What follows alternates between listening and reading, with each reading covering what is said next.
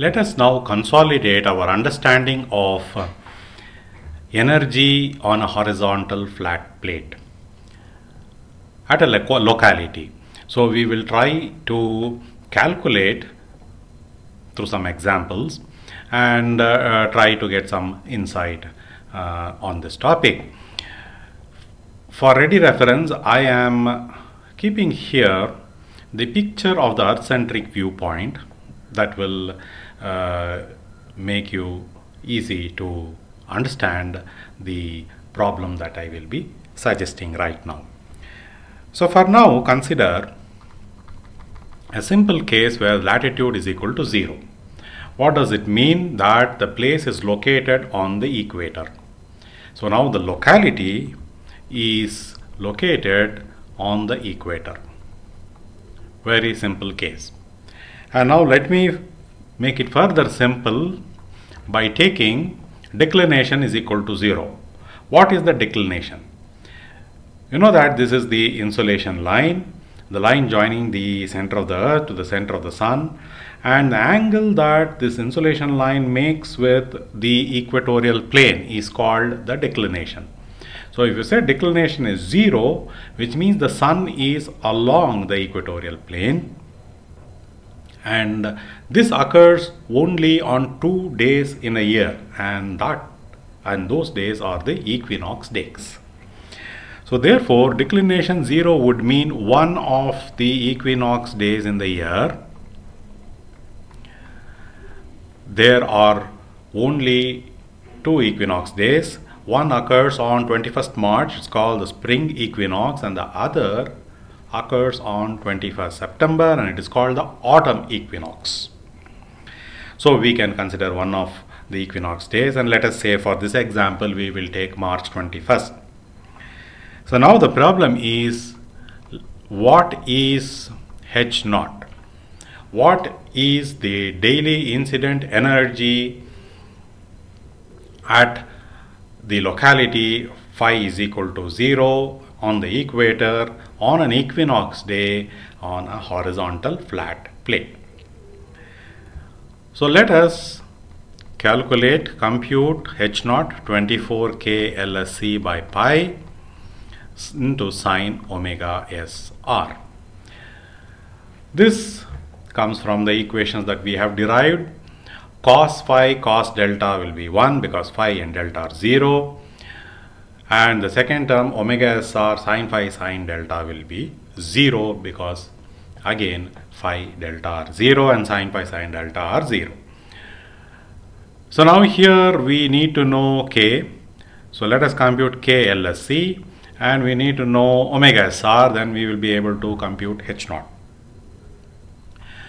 So if we consider March 21st equinox and counting from 1st of Jan, n is equal to 1 on 1st of Jan, and if you start counting from 1st of Jan, 21st March will turn out to be n is equal to 80. And with n is equal to 80, k can be calculated and k LSC can be calculated, and you can see that it comes out to 1.38 kilowatt per meter square. And omega SR is given by cos inverse of minus tan phi tan delta. So this we know.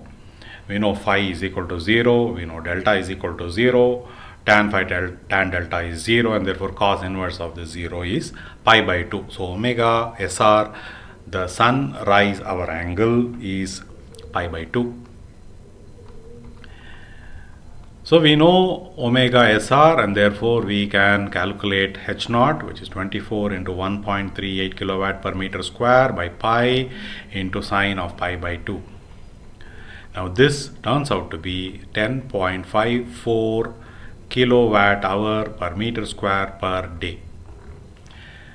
Now this value is the energy per meter square per day that is incident on a locality located on the equator. Phi is equal to 0, and it is evaluated on one of the equinox days. Delta is equal to 0, and also must be noted that there are no atmospheric effects. Let us take another interesting example. Let us say we want to find the length of the day in a given time of the year. So let us say for the case A, latitude is equal to 0, which means that the locality is on the equator, phi is equal to 0. What is the length of the day?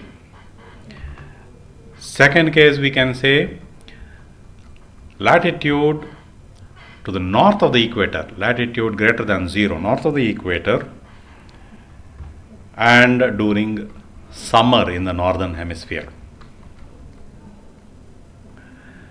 And case C, let us say latitude greater than 0, which is a place in the northern hemisphere, and winter in the northern hemisphere. So under these conditions, what is the length of the day for each of these conditions? Now let us see how we go about calculating that one. We know the length of the day is 2 times the sunrise hour angle, 2 times omega SR, and this is expressed in radians, as omega SR is in radians. However, if you want to express it in hours, the length of the day, it is more convenient to express in hours. We say it is 2 into 12 by pi, we saw this conversion factor, into omega SR, which now will give you the length of the day in hours. So this gives you 24 by pi into omega SR, which is cos inverse of minus tan phi tan delta. This would be the length of the day expressed in hours. Now let us take up case A. In case A, we are talking of trying to find the length of the day at a place located on the equator, and it could be any time of the year. So for phi is equal to 0, the length of the day is given by 2 times omega SR, or in hours we use this relationship 24 by pi, and cos inverse of minus tan phi tan delta. Phi is 0 and therefore cos inverse of 0, which is pi by 2, and you will get 12 hours. So the length of the day is 12 hours, 6 to 6. So this 12 hours length of day is irrespective of the value of delta here. So therefore it is irrespective of the time of the year. So tan delta can be any value from 0 to plus 23.5 or 0 to minus 23.5 degrees. If phi is 0, which if the place is located at the equator, this product term is 0, and therefore you will always find the length of the day is 12 hours irrespective of the time of the year. But it is not so at all latitudes. It is very, very specific to the equator. So consider case B. Now in case B, we need to find the length of a day of a place which is to the north of the equator. Any place above the equator, and in summer in the northern hemisphere, which means the declination angle delta is positive, and the sun, the insolation line is having an angle which is positive with respect to the equatorial plane. Now in such a case here, now consider the cos omega SR, the sunrise angle. So you see that cos omega SR is given by minus tan phi tan delta. Now phi is greater than 0, we know that that is positive, and delta is greater than 0 because it is summer in the northern hemisphere. So when both these are greater than are positive, cos omega SR will be a negative value. So if cos omega SR is a negative value, then omega SR is in the second quadrant, and therefore you will have it as greater than pi by 2.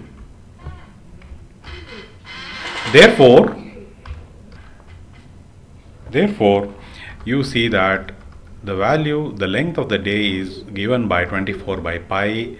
Omega SR value, a value greater than pi by 2 for this particular case, which will result in the length of the day being greater than 12 hours. So for latitudes in the northern hemisphere in summer, you will see that they have the length of the day greater than 12 hours. And that is why in summer the northern latitudes will see will have sunlight even late into the night.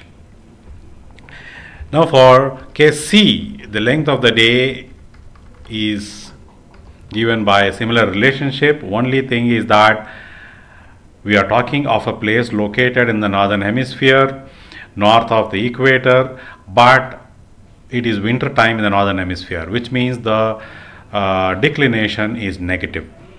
So under that condition, you know that cos omega SR will become positive value because delta becomes lesser than 0. If it is winter in the northern hemisphere, it is summer in the southern hemisphere, and the declination is negative value. And therefore omega SR will be a value which is less than pi by 2.